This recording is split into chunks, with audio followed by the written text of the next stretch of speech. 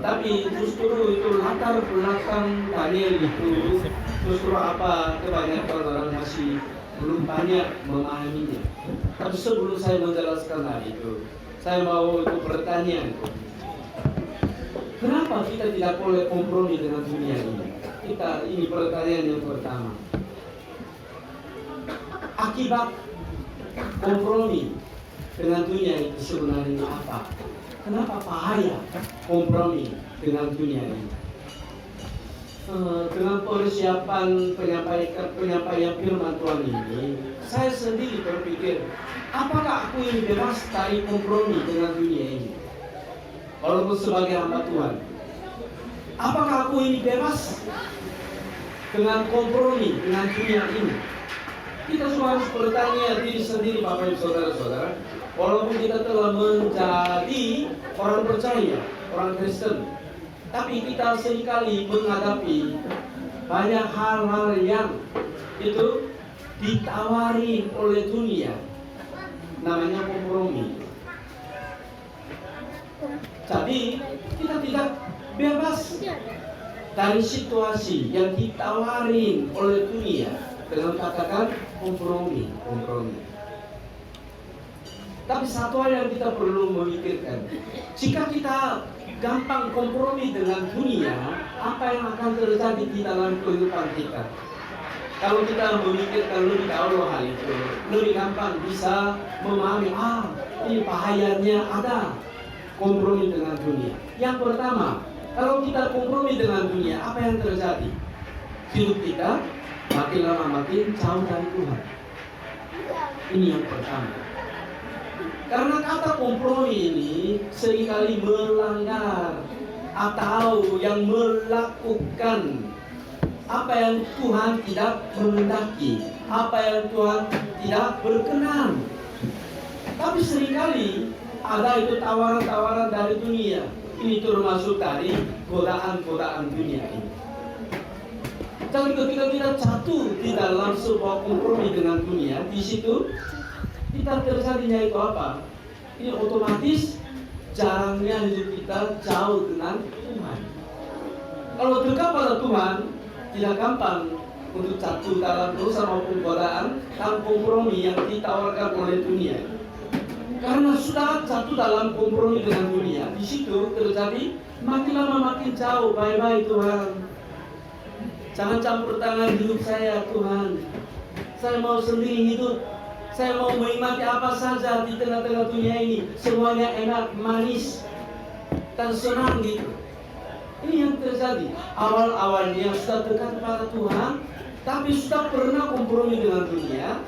Gampang saja terjadi kehidupan kita makin lama makin jauh dari Tuhan. Sambil tidak merasa. Ini yang bahaya. Sambil tidak merasa.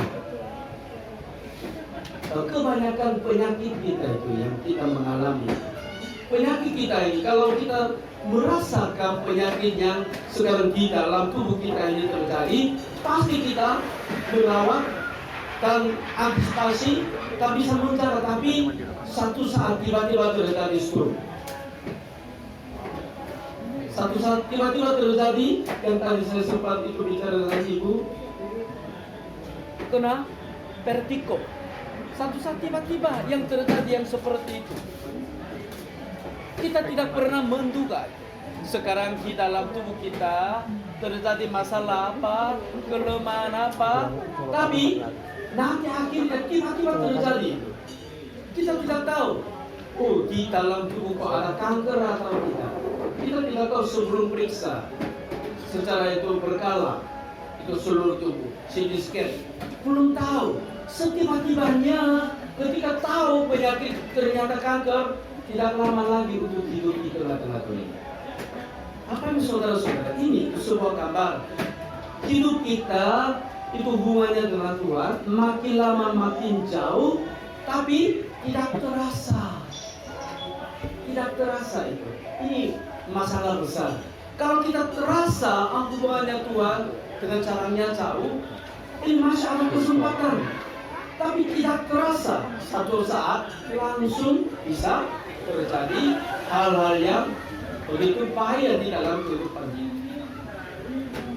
akibat, salah satu akibat ketika kita kompromi dengan dunia. Cuma ketika kita gampang kompromi dengan dunia, apa yang terjadi nanti? Akibatnya itu apa? Kita dijauhi oleh kasih Allah. Allah begitu mengasihi kita. Sekarang pun Allah mengasihi kita. Amin. Begitu mengasihi. Seperti orang tua mengasihi anaknya.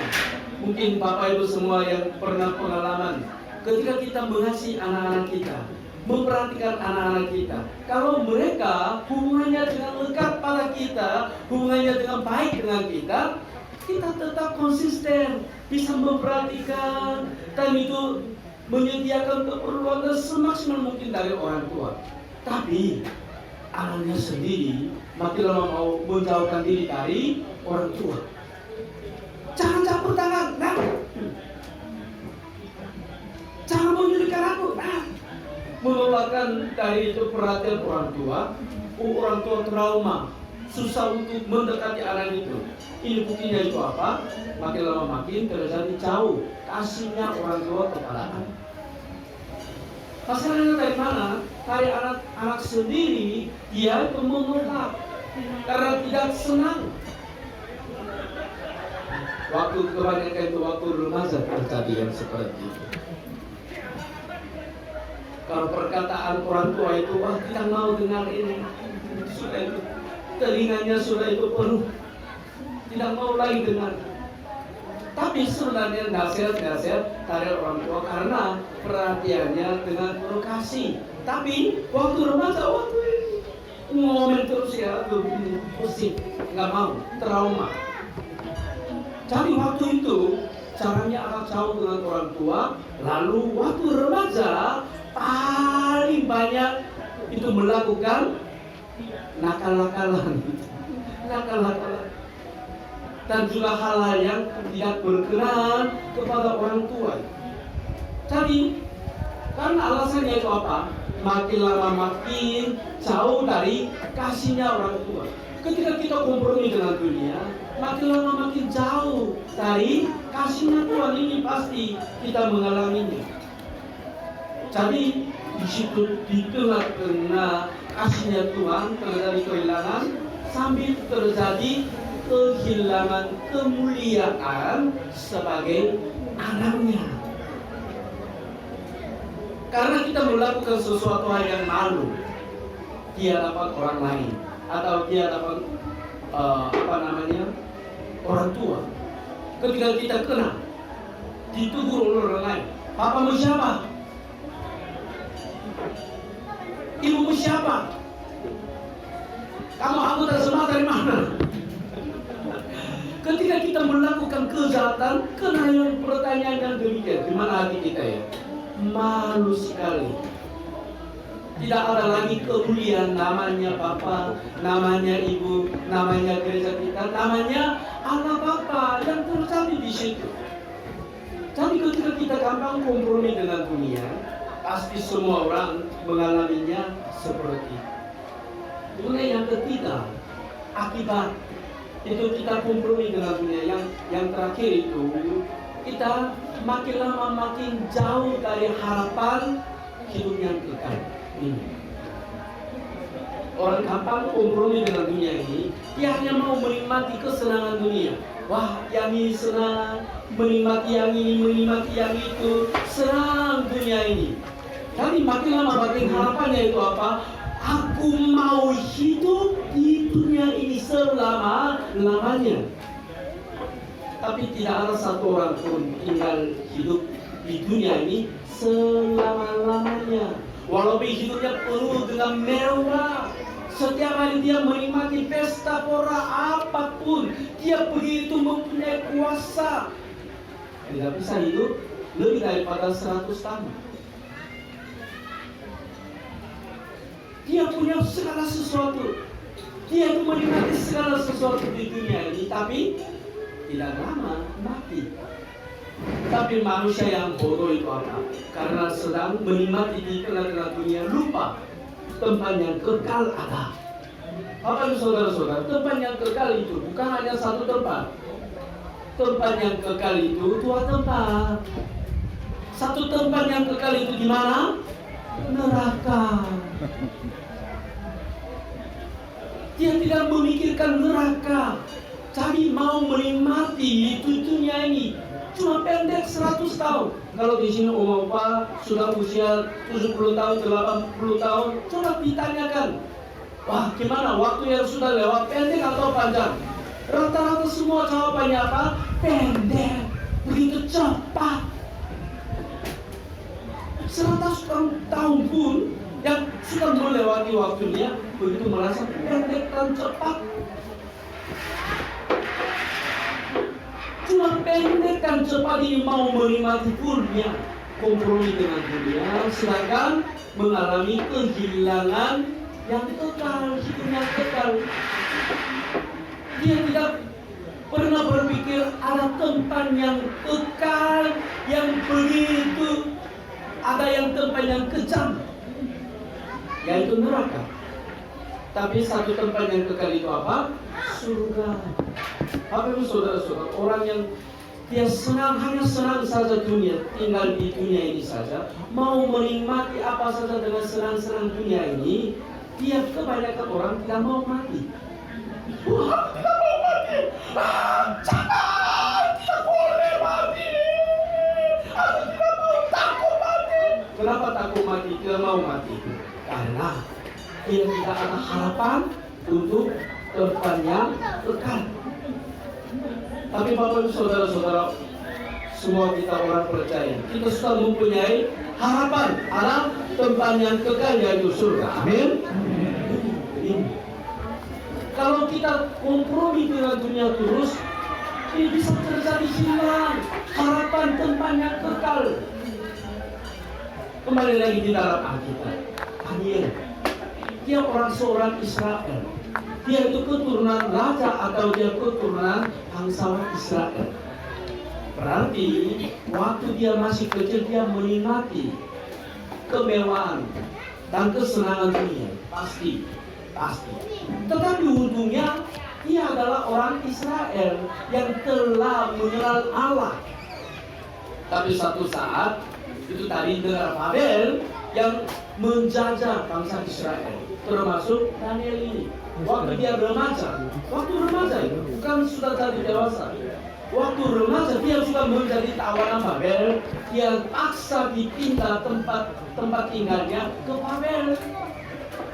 Di Babel. Satu saat langsung dia mengalami kehilangan total. Kehilangan orang tua, kehilangan tempat tinggal, kehilangan teman-teman, kehilangan hubungan yang erat dengan tetangga, semuanya hilang. Dipaksa dipindah ke Babel. Untuk Raja Babel mau menggunakan remaja-remaja yang begitu pintar dan sanggup melakukan melayani untuk Raja Babel. Dia melatih, tadi yang di dalam Alkitab, dia itu melatih untuk anak-anak di bawahnya dari Israel. Berapa tahun dia itu mendidik? 3 tahun. Dengan bahasa, dengan ilmu pengetahuan dan ilmu-ilmu yang lain. Untuk apa? Menggunakan dia untuk kerajaan Babel. Waktu selama 3 tahun, Raja Babel sendiri mempunyai sebuah itu cara untuk mendidik mereka. Salah satunya mendidik secara pengetahuan, kemudian secara fisik. Tapi satu hal yang begitu bahaya, dia melatih selama 3 tahun ini pemuda-pemudi dan remaja-remaja di bawah dari orang Israel. Mereka melatih menyembah berhala, menyembah itu dewa Babel. Caranya bagaimana? Raja Babel ini dia setiap hari dia menyembah berhala dewa Babel. Waktu mereka menyembah dewa Babel, mereka membawa sajian kepada itu dewa Babel, makanan dan minuman anggur itu. Sesudah mereka itu menyajikan kepada dewa Babel, lalu sesudah selesai upacara, mereka ambil lagi itu makanan yang begitu bergizi dan minuman dan anggur dan yang lain-lain. Kemudian raja dia sendiri bisa menikmati. Sebagian itu dia menikmati sendiri, lalu sebagiannya itu makanan yang begitu berkualitas dan minuman yang begitu mewah itu disediakan kepada anak-anak di bawah dari Israel, bangsawan ini untuk nanti mau menggunakan. Otomatis di sini makanan ini sudah makanan najis, dianggap makanan najis yang pernah disajikan kepada itu dewa Babel, yaitu berhala. Dia mengambil makanan itu memberikan kepada anak-anak dari Israel. Ini artinya itu apa? Dia melatih. Kalian juga perlu mengikuti peraturan agama Babel di sini. Kalian mau menjadi itu pemimpin-pemimpin atau pegawai untuk bangsa ini, kalian juga harus menaati peraturan agama bangsa Babel ini. Ini tidak gampang Bapak Ibu Saudara, tidak gampang. Waktu itu terjadi masalah besar. Pagi itu Daniel memang dengan 3 orang teman sudah itu diberi nama yang berubah, bukan nama yang asli. Nama saya Kim Jae-yong, tapi yang berubah di Indonesia masih belum berubah. Berubah. Bukan yang pilih nama. Kalau saya sendiri mau pilih nama sendiri yang bisa itu seperti Punawang Kim atau Anthony Kim, ini gampang itu. Saya pilih sendiri itu. Yang bisa itu nama-nama yang bagus. Suarman Kim bisa. Bisa itu bisa. Bisa. Tapi Daniel dan 3 orang teman itu ini dasarnya dari bangsawan Israel, tapi dipaksa dinamai oleh dengan cara Babel. Di situ nama setelah itu Babel itu pun ini artinya semua itu berubah. Arti asal Daniel itu adalah Tuhan menguasai seluruh dunia, tapi Belsasar ini artinya berubah. Dia orang yang menyembah Bel, dewa Bel, berubah. Tapi di situ terjadi masalah agama. Agar Raja Babel itu dia melatih selama berapa lama? Selama mana 10 minggu, 3 hari, 3 minggu, 3 bulan, berapa? 3 tahun. Kalau melatih 3 tahun, artinya itu apa? Sudah jadi biasa. Sudah itu membangun sebuah kebiasaan itu. Wah, menyembah Babel itu tidak susah-susah kalian. Hanya ikut-ikut saja peraturan, otomatis mereka terjadi kehilangan untuk menyembah Allah. Ini latar belakangnya, ini cerita Daniel begitu Bapak Ibu Saudara. Daniel sendiri melihat hal itu. Sekarang saya menerima makanan dari raja, memang itu bergizi, tak bagus. Selama 3 tahun aku harus mengambil dan harus itu tampan dan itu fisik, secara fisik harus bagus untuk dipakai di istana Babel. Seandainya kurang, kalau selama 3 tahun sudah itu makan makanan yang diberikan oleh raja, tapi terus sudah tidak ada tenaga apapun itu. Raja tidak itu yang layak untuk dipakai. Dia harus sehat dan bagus. Tapi Daniel dia meminta kepada pemimpin pegawai istana itu. Sebelumnya dia apa? Menetapkan hatinya. Aku tidak makan dan minum anggur dari Raja Babel. Alasannya bukan hanya sekedar itu yang mau makan dan minum, bukan. Di belakangan itu masalahnya apa? Masalahnya agama di situ. Di latar belakang makanan dan minuman itu, ini artinya dia ikut itu pendidikan agama Babel. Nanti selama 3 tahun dia juga itu yang hanya merasa biasa-biasa saja. Dia tidak pernah itu yang menyembah berhala, tidak sama sekali tidak itu menyadari hal itu. Dia menghindari hal yang begitu besar kompromi. makan dan minum, ada apa masalah? Tidak ada masalah. Tapi di belakangnya ada masalah agama di situ, masalah menyembah Tuhan. Jadi Daniel dia memutuskan. Ayat yang ke-8 yang begitu ayat yang terkenal. Kita baca bersama-sama dengan satu suara ya. 1, 2, 3. Daniel berketetapan untuk tidak menajiskan dirinya dengan santapan rasa dan dengan anggur yang biasa diminum raja. Dimintanya kepada pemimpin pegawai istana itu supaya ia tidak usah menajiskan dirinya. Di sini muncul sebuah kata, menajiskan diri. Makanan, minuman sama sekali tidak bisa menajiskan kita. Tapi di belakang makanan dan minuman di situ ada masalah agama. Jadi di sini mengatakan jangan menajiskan dirinya dan dia bisa memutuskan sesuatu hal yang penting walaupun ada bahayanya, walaupun ada kesulitannya. Jadi dia hanya makan sayur-sayur saja itu. Teman-teman yang lain semua makan daging, ikan, dan itu yang minyak dan enak-enak dengan anggur dan macam-macam. Tapi dia hanya meminta sayur-sayur yang tidak pernah disajikan kepada itu dewa Babel. Tapi nanti akhirnya selama itu yang 10 hari temannya dengan Daniel dengan 3 orang teman itu makan sayur saja itu, tapi akhirnya bagaimana kita sudah tahu wajah mereka lebih jadi gemuk, tubuh mereka lebih gemuk daripada teman-teman yang lain, orang-orang yang lain, bahkan wajah mereka lebih bersinar kepada orang-orang yang lain. Di situ kita bisa melihat ketika kita memutuskan aku tidak kompromi dengan dunia. Siapa yang menolong? Siapa yang menolong? Sang Pencipta kita.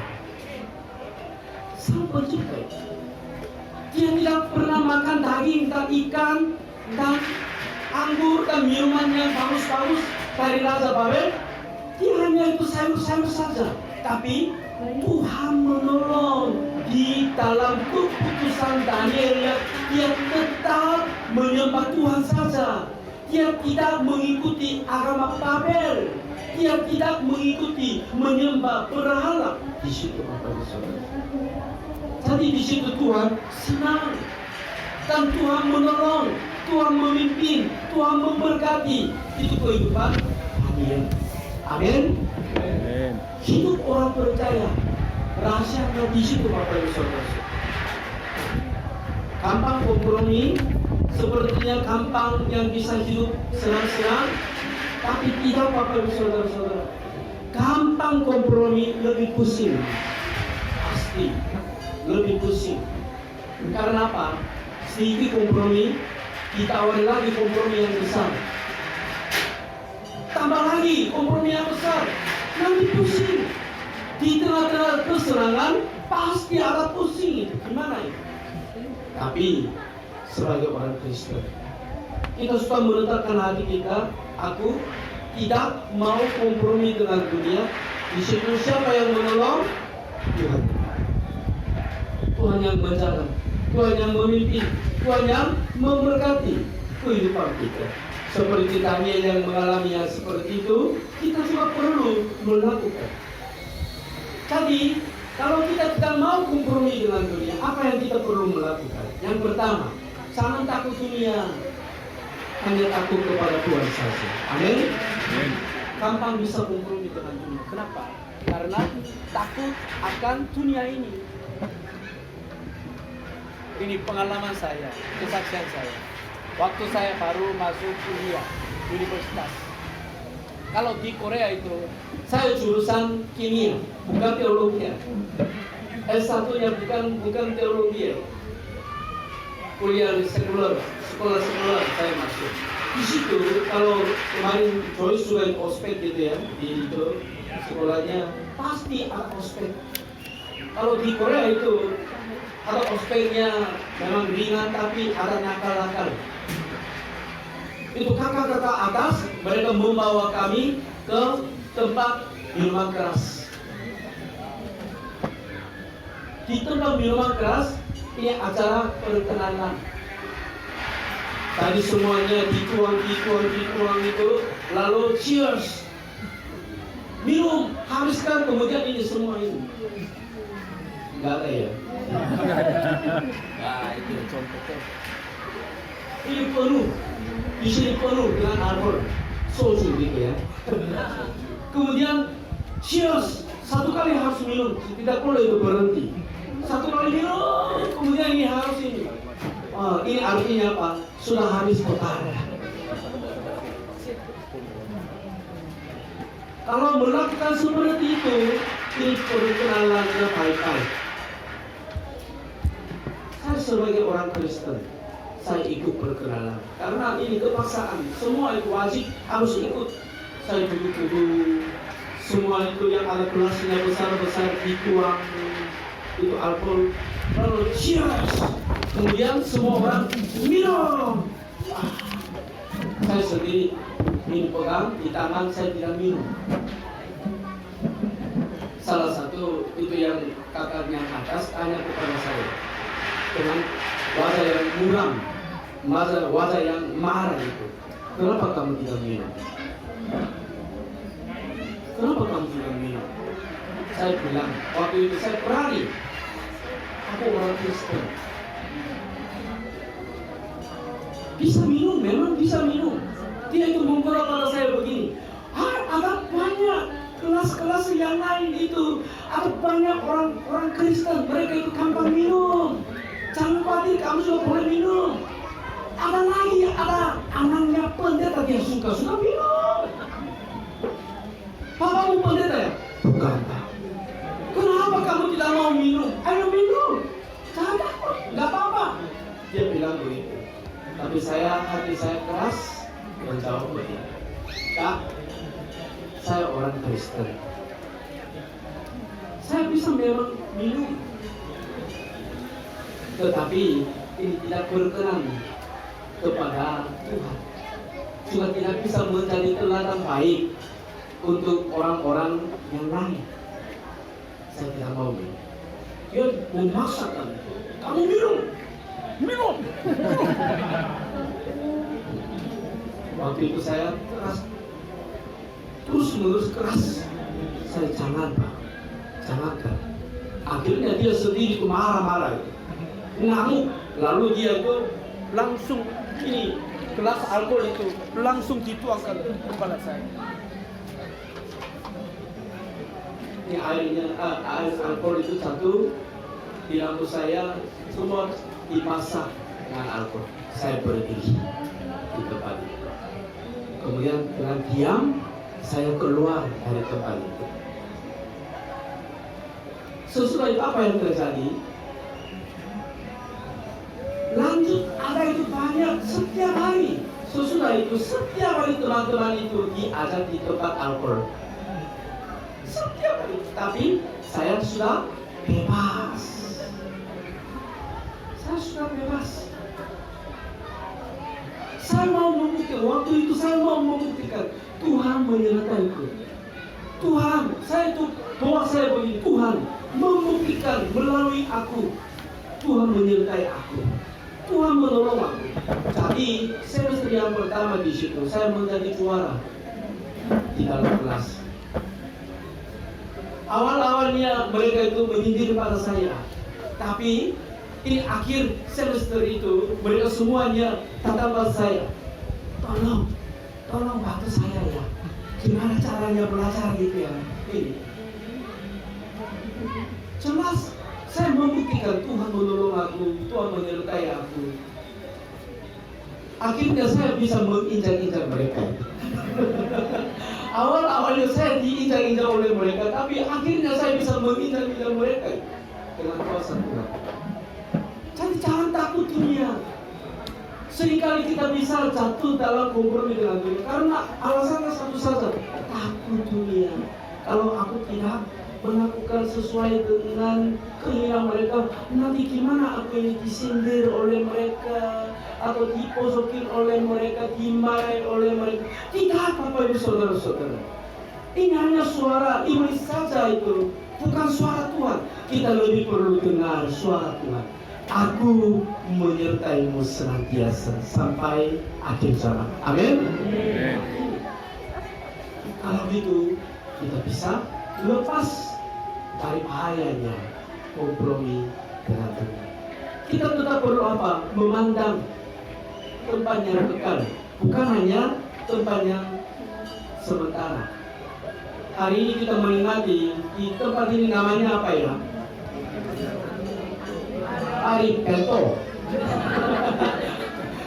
Ari Bento. Ari Bento. Saya kira Bento. Ari Bento.